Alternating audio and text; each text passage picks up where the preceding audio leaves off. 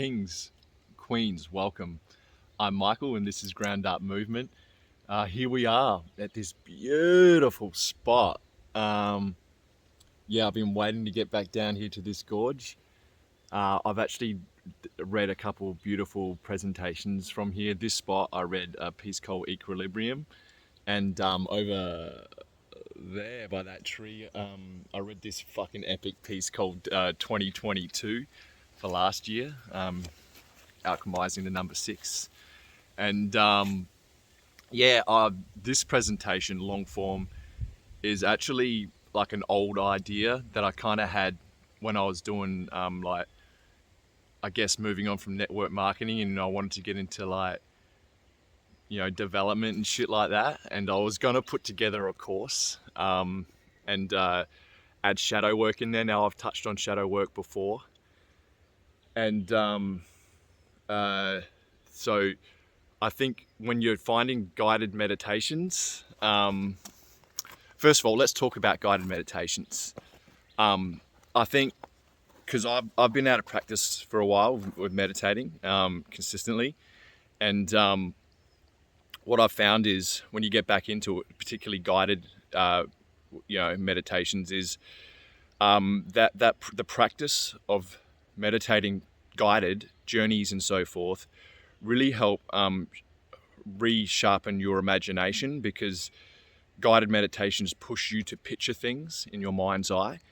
And I think the more you do that as a base level, the better you will be when you go on what I would consider self-shamanic healing guided meditations for shadow work, childhood trauma and so forth.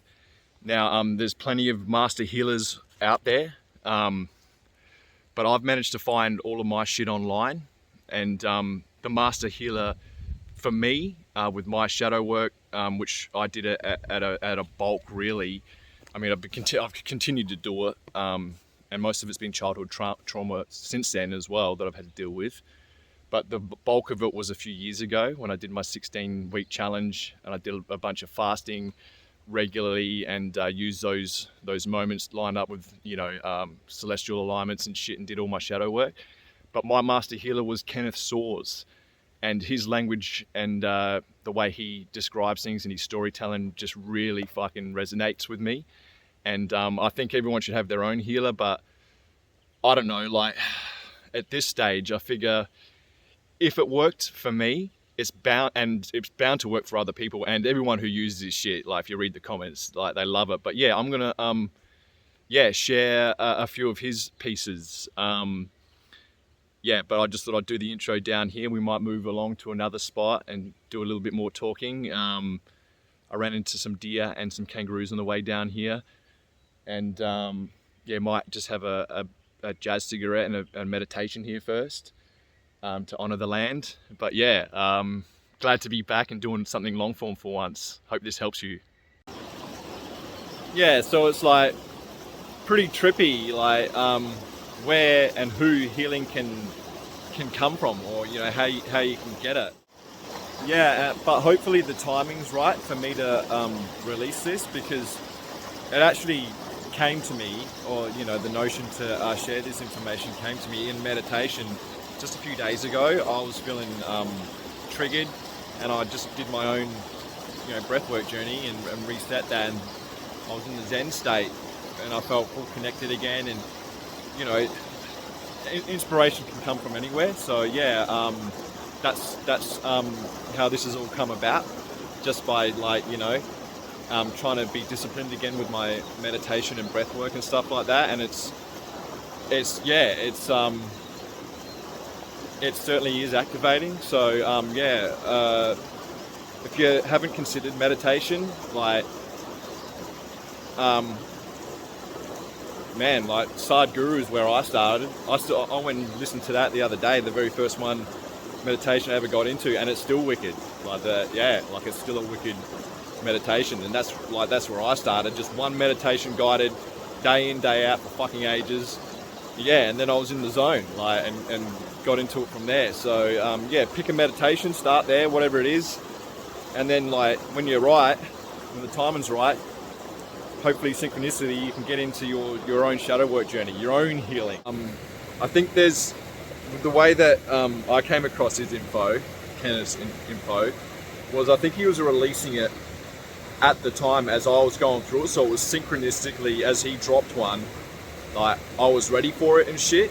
So it all sort of step by step, you know, through the ancestral healing guided presentations that he released, and yeah, I think altogether there's maybe 6 or 7 of them, and they cover a vast amount of healing from, like, you know, multi-dimensional. His Dreamtime stories really, you know, activated that. So yeah, I think you have to have that type of mentality as well. Like, you got to have that. You've got to get into the imaginative mind, you know, like to fully embody the shadow work journeys. Okay, from the outback to, I guess, what I would consider a bit of a holy space. It does just look like my couch, but I've got my altar here, and I've created you know, a healing space here many times and done a few presentations, important presentations here as well. So yeah, this is a great space for me to do the type of work that we're discussing. But yeah, let's play a little bit of Kennith Soares stuff.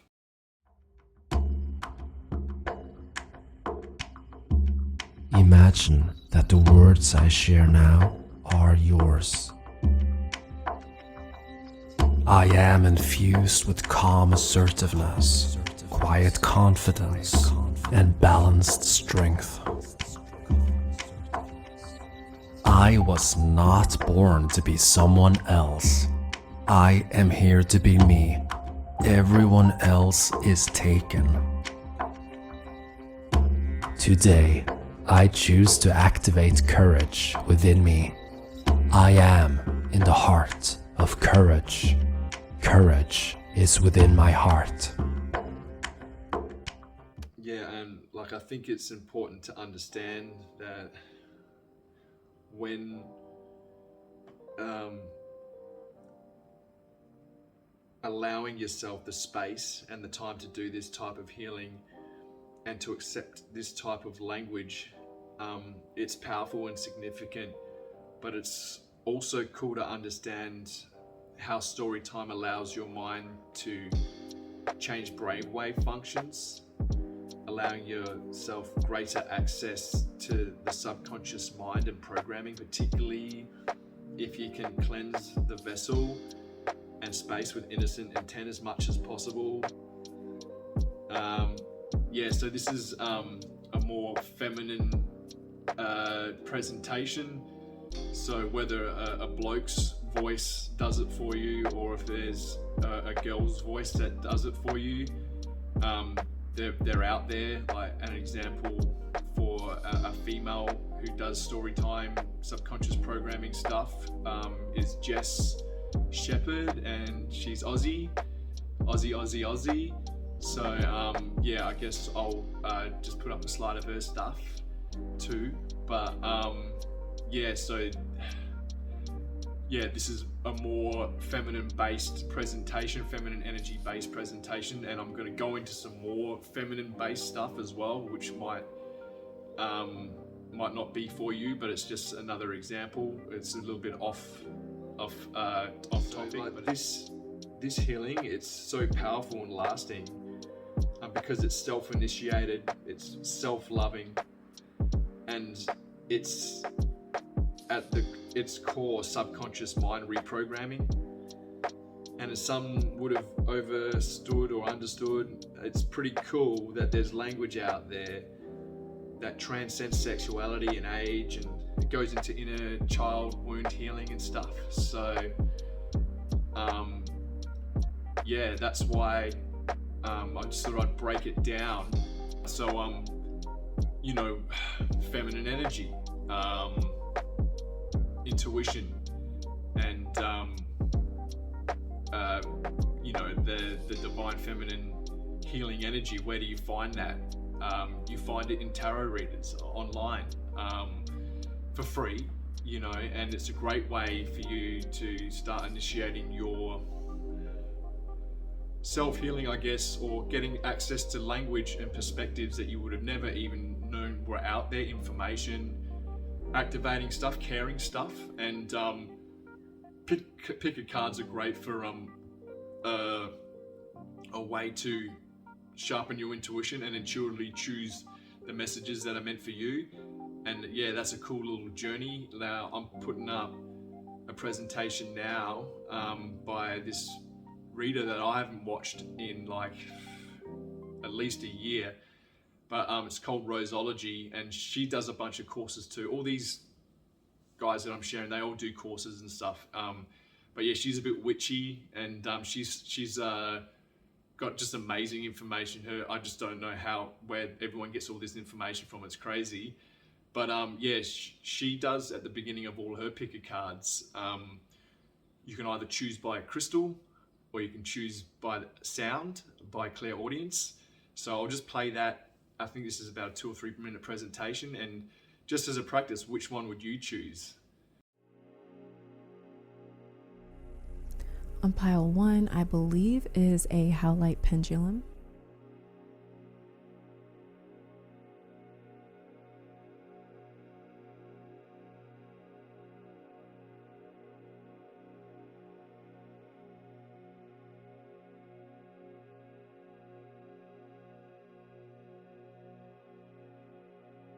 On pile 2 is a rose quartz crystal.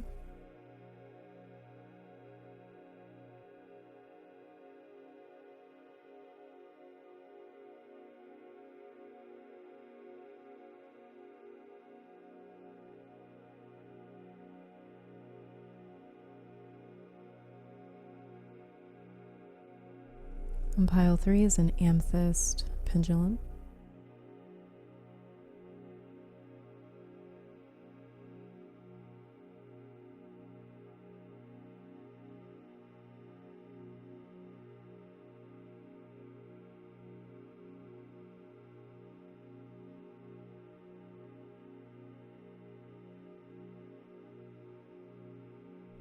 On pile 4 is hematite and quartz.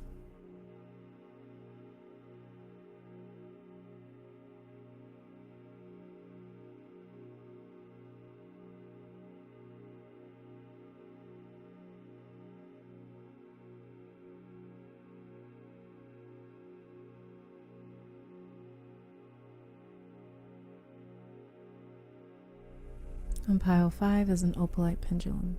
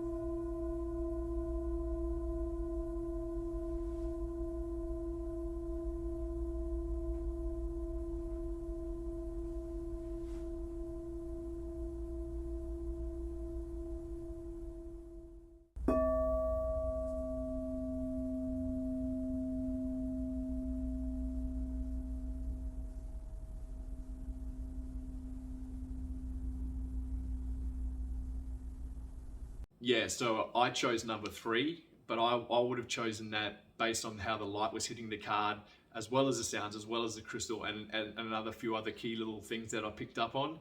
But yeah, 3 was the one that I would have chosen. I chose another one too, but I won't go into that. But yeah, I'll put that underneath, that video underneath, because there might be a message in it for you. Who knows?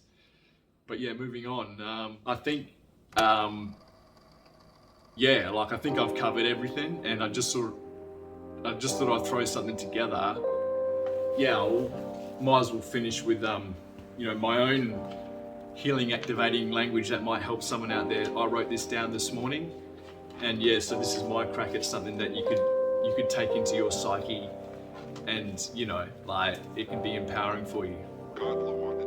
Just know that God works through you, and you are being divinely guided with a higher purpose. Walk through with confidence. You know who you are serving. There is no walking with the head down. Integrity. What you've been doing when no one is around you, or been looking. Ooh, child. A mean testimony. An angel in the sky walks beside you. Like you know who I am, period. Of being committed to other people's healing robs you of your inheritance. A privilege, somebody is being made over. Able to be free, artist. Books, videos, poetry. Translating, learning, different to others. Grateful. You are beautiful. Intuitive feelings of who you want on your team. Superheroing. Receiving a lot of downloads. Ain't never been the same again. Hey, they be saying everybody love the sunshine over the rain. Doing your thing. Curiosity. Self-care energy. Letting go of the past leads to being grateful.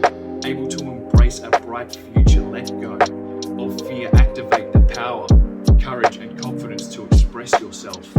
Wholehearted openly. Throat chakra activating healing. Alright, this is Ground Up Movement. Peace, much love and light.